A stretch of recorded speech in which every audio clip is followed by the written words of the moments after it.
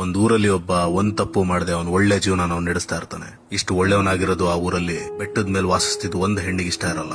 ಆ ಶ್ರೀಮಂತ ಹೆಣ್ಣು ಇವನ್ ಕೈಲಿ ಹೇಗಾದ್ರೂ ತಪ್ಪು ಮಾಡಿಸ್ಲೇಬೇಕು ಅಂತ 4 ಜನ ಆಳ್ಗಳನ್ನ ಅವನ್ನ ಮನೆಗ್ ಕರ್ಕೊಂಡ್ ಬನ್ನಿ ಅಂತ ಹೇಳೆ. ಆ ಒಳ್ಳೆಯವನ್ಗೆ 4 ಆಪ್ಷನ್ ಇಡ್ತಾಳೆ. ಮೊದಲನೇದು, ನೀನ್ ನನ್ ಜೊತೆ ಸೆಕ್ಸ್ ಮಾಡ್ಬೇಕು.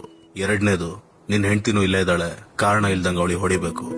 ಮೂರನೇದು, ನನ್ 4 ಆಳ್ಗಳಿಗೆ ಹಗ್ದಲ್ಲಿ ಕಟ್ಟಾಕಿ ತೊಣ್ಣೆಲ್ ಹೊಡಿಬೇಕು. 4ನೇದು, ಮನೇಲಿರೋ ಅಮೂಲ್ಯವಾದ ವಸ್ತುಗಳನ್ನ ಒಂದು ಕಡೆಯಿಂದ ಹೊಡೆದಾಕ್ಬೇಕು. ಇಲ್ಲ ಅಟ್ಲೀಸ್ಟ್ ಎದುರುಗಿರೋ ಆಲ್ಕೋಹಾಲ್ನಾರು ಕುಡಿಬೇಕು ಅಂತಾಳೆ. ಇದ್ರಲ್ಲಿ ನೀನು ಒಂದನ್ನು ಮಾಡ್ಲಿಲ್ಲ ಅಂದ್ರೆ ನಾನು ನಿನ್ನ ಕೊಲ್ತೀನಿ ಅಂತ ಹೆದರ್ಸ್ತಾಳೆ. ಅದಕ್ಕೆ ಒಳ್ಳೆಯವನು ಯೋಚನೆ ಮಾಡಿ, ನಿನ್ ಜೊತೆ ಸೆಕ್ಸ್ ಮಾಡಕ್ಕಾಗಲ್ಲ, ನನ್ನ ಹೆಂಡತಿಗೆ ಮೋಸ ಆಗುತ್ತೆ, ನನ್ನ ಹೆಂಡತಿರೇ ನನಗೆಲ್ಲ, ನಾನು ಅವಳಿಗೆ ಕೈ ಮಾಡಕ್ಕಾಗಲ್ಲ, ಆ 4 ಜನ ಆಳ್ಗಳಿಗೂ ಹೊಡಿಯಕ್ಕೆ ನನ್ ಮನ್ಸೊಪ್ಪಲ್ಲ, ಈ ವಸ್ತುಗಳನ್ನ ಹೊಡೆದಾಕಿ ಇನ್ನೊಬ್ರಿಗೆ ಕೇಡ್ ಬಯಸಲ್ಲ, ಆದ್ರೆ ಆಲ್ಕೋಹಾಲ್ ಕುಡಿದ್ರೆ ನನಗ್ ಮಾತ್ರ ತೊಂದ್ರೆ, ಕೊಡಿ ಅಂತಾನೆ. ಇಸ್ಕೊಂಡು ಗಟಗಟ ಅಂತ ಕುಡ್ದು ಖಾಲಿ ಮಾಡ್ತಾನೆ. ಕುಡ್ದು ನಶಾ ತಲೆಗೇರಿ ಕಂಟ್ರೋಲ್ ಸಿಗದೆ ಅಲ್ಲಿರೋ ಎಲ್ಲಾ ವಸ್ತುಗಳನ್ನ ಹೊಡೆದಾಕಿ ಅವಳ ಜೊತೆ ಸೆಕ್ಸು ಮಾಡ್ತಾನೆ. ಆ 4 ಜನ ಆಳ್ಗಳಿಗೂ ಹೊಡೆದು ಹೆಂಡತಿಗೂ ಹೊಡಿತಾನೆ. ನಶಾ ಇಳಿದ್ಮೇಲೆ ನಾನ್ ಮಾಡಿದ್ ದೊಡ್ಡ ತಪ್ಪು ಅಂತ ಅಳ್ತಾ ಕೂರ್ತಾನೆ.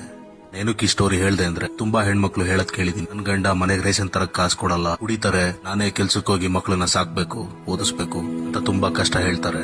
ಇದನ್ ಕೇಳಕ್ಕೆ ಕಷ್ಟ ಆಗುತ್ತೆ. ಈ ಯಂಗರ್ ಜನರೇಷನ್ಗೆ ಒಂದ್ ಮೆಸೇಜ್ ಹೇಳ್ತೀನಿ, ಅವನ್ಗೆ ಆಲ್ಕೋಹಾಲ್ ಅಭ್ಯಾಸ ಮಾತ್ರ ಇದೆ, ಅದ್ ಬಿಟ್ಟು ಅವ್ರು ತುಂಬಾ ಒಳ್ಳೆಯವರು ಅಂತ ನಿಮ್ ಜೀವನನ ಅರ್ಪಿಸ್ಬೇಡಿ.